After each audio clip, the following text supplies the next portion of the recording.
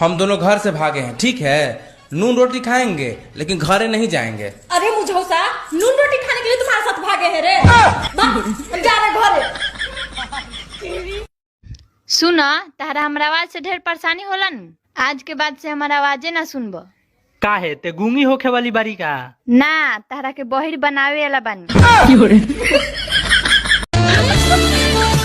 आज तो एकदम बिजली के तार लगातार हो। आव चिपक के मर जा।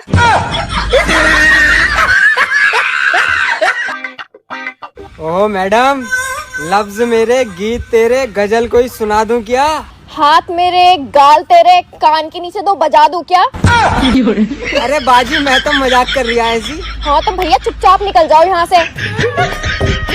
जानता है बे? कौन सी बे? दुनिया में सब लोग इज्जत का रोटी कमाना चाहता है। हाँ ये तो बात है भाई, लेकिन साला कोई इज्जत का सब्जी काहे नहीं कमाना चाहता है बे? कि ऊ लबलब लिखत रही, हम लिबलिब पढ़त रही।